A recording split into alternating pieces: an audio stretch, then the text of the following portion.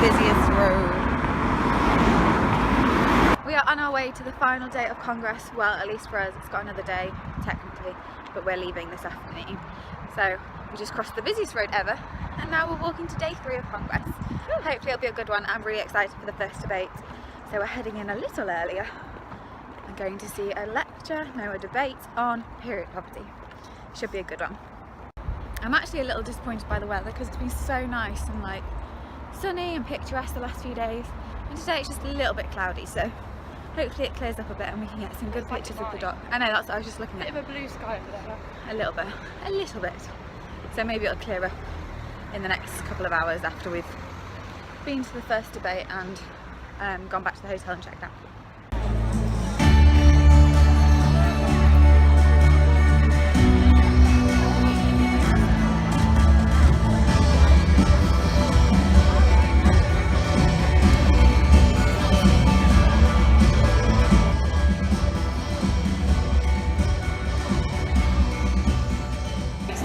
This is insane. So we're going to do Royal College of Nursing Congress. Woo! BJ thoroughly enjoyed herself. The pictures are out there for everyone to see, and there's a room key as well. Stuart Mackenzie never did that. Never. That's terrible, you. A lot happened yesterday, Congress, but what I'm going to say is thank God our student nurses went for a career in nursing and not music.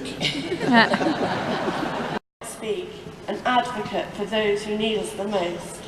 If not us, then who? If not now, then when? The time is now to rise and say enough is enough. We need to make a stand. I urge you for our children and our children's children and our nurses of the future. Support this. This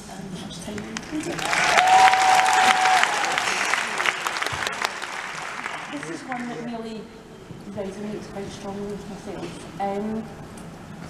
I study in Dundee, and it's one of the areas that is deeply deprived. And I feel that as a student nurse, although I'm absolutely shaking up here, if I don't stand up for people who can't stand up for themselves and children cannot stand up for themselves, then who am I? I am not the nurse I want to be. And I think that we as a family, the RCN, have a responsibility to stand up for those who can't, because to stand by and do nothing, there's absolutely no point in why we are here. Thank you. Well done. So we've just sat through one debate on child poverty, and it wasn't quite the one we expected because I think they must have had at least 2 emergency debate agenda things yesterday, so it's kind of delayed everything. So we're quickly nipping home now, packing, and then going kind of try and come back for the period poverty one. But honestly, I really enjoyed the debate. I mean, it wasn't really a debate because everyone was for it, obviously. But yeah, I got really emotional. I even like teared up and started crying, which isn't really like me. But yeah, it was like me. I've cried a bit every weekend. But yeah, it was definitely an interesting topic, and something that I didn't realise how strongly I felt about it until I was discussing it, and I was like, yeah, and clapping them on. But yeah, quickly heading home, quickly heading back to the hotel.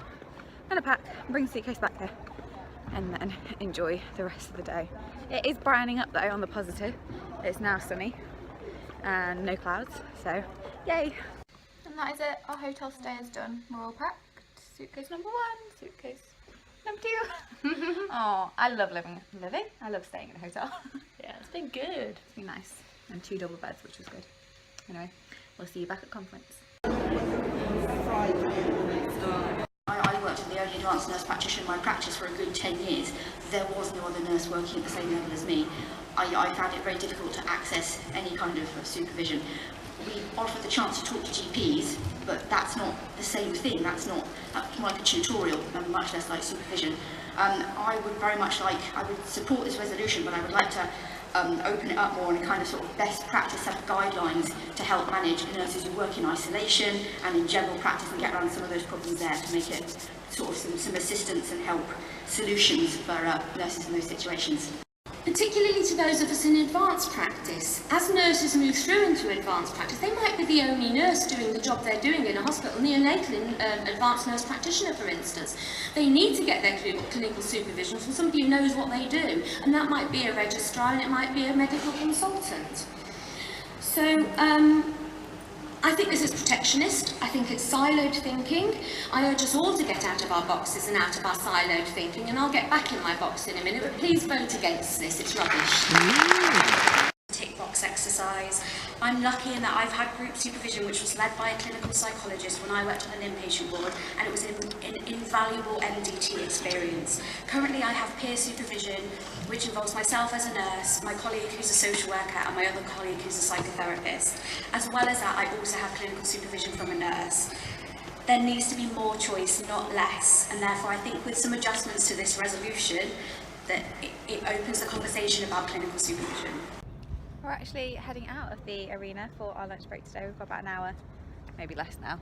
We just picked up our certificates and now we're walking along the dock. Yeah, we're not quite there yet. Taking Hannah to the Albert Dock. I don't know what this is then. The river? It's the sea, darling. Oh, okay. Off we go. Moving money is because they give it to everyone else.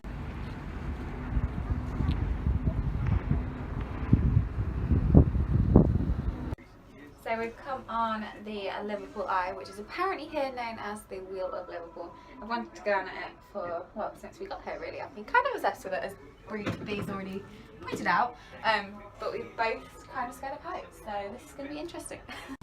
Last time I came on here, I was with my family and my dad was rocking it because me and my mum were petrified. So I just feel a lot calmer that I'm here with Hannah. Because I'm pretty sure she's not going to do that to me. No. How you doing? 56 number ones Just to look at my date. phone. Directly in front of the wheel to the north is the Albert Dock. Oh, I thought I was scared of heights, but compared to B, I'm fine. The world's largest liners, including If you Queen watch Mary the II. vlog of me up at To the the OT northeast though, you will have is the seen I was £1 billion petrified.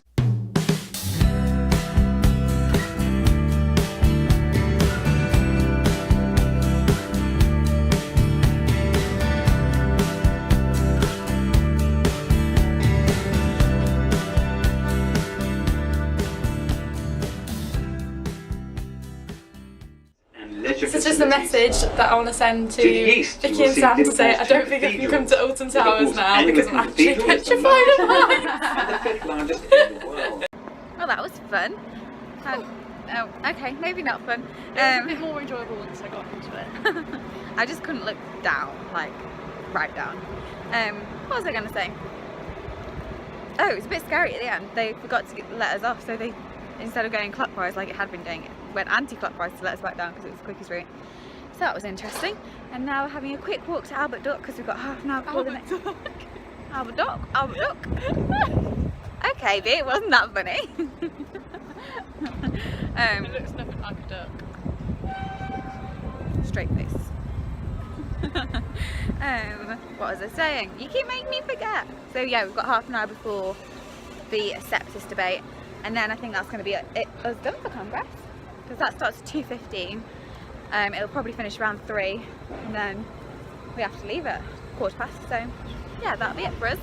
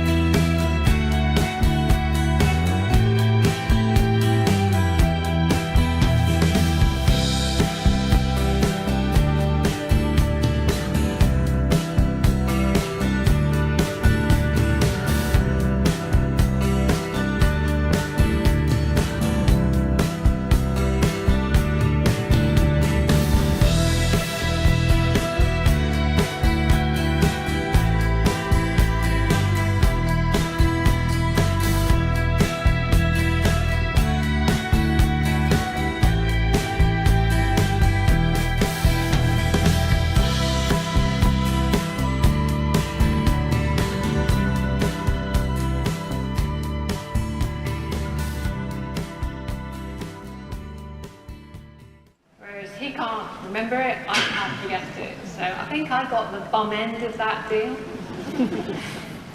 So yeah, Tom's right. And the kind of the events that I'm going to describe right now cover about 24 hours, and that's terrifying because we went from that couple with the kid like that, and that was just a few months before Tom did get ill, to absolute bottom in 24 hours. Our life just stopped dead. You give oxygen. So this is in the first hour. You've asked critically sepsis, so you immediately put on oxygen. Take blood cultures as quickly as possible. And after you've taken the blood cultures, start the antibiotics. That cost is totally avoidable if people ask that question. Students disengaged by the pathophysiology session that the uni had on sepsis, and also felt that the body's response to sepsis biologically should be explored, but it's so important that students and all healthcare professionals understand the enormity of the crisis we are facing. If I could personally do this, for this reason I decided to set up my own Sepsis Champions event and trained over 200 students to spot the signs of sepsis. I believe that education should be a combination of not only pathophysiology but national statistics, real life stories and guidance on using sepsis 6 pathways. This should be standardised and built into nursing curriculum so all students receive the same level of education and support. If I could do this personally for the whole country and for all undergraduate nurses, I would. But my message is to everyone, if I can do this as a student nurse, imagine what we could do as a room together. It would be unmeasurable. You can raise your books. It affects the way a person understands information and how they communicate. It affects people for their whole lives, and those with learning disabilities need a unique approach to care. They need people who think a little differently. Learning disability nurses have one of the most varied, exciting and life-changing careers in healthcare. One side, two sides. Well, that is the end of our first RCN Congress experience. Until next time, bye. See ya. Now time for a 5-hour journey back. You tell him it is the opposite. It's 4 and then we'll have to get home. It's not 4 hours. Yeah, we're supposed to get back at 7:30.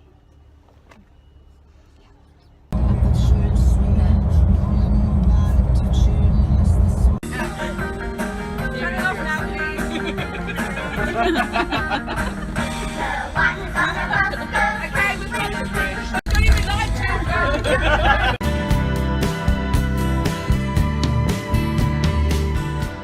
And we made it home. That was a very long journey. It was 8 o'clock. We set off at 3:30. We had about half an hour break in between. But yeah, super long, super tired. We've both just done a very liberating wee, as Sam and B would say. And yeah, I'm tired and I'm exhausted. But I think I've decided I'm going to do 3 separate videos for RCN Congress, and that's just because I want to keep some of the clips in from the debates and the speeches and the lectures. So yeah, it's going to be, I don't know if you, I'm going to enjoy looking back on them, and I hope other student midwives and nurses will as well. Anyway, thanks so much for watching this video. I'll speak to you next time. Bye!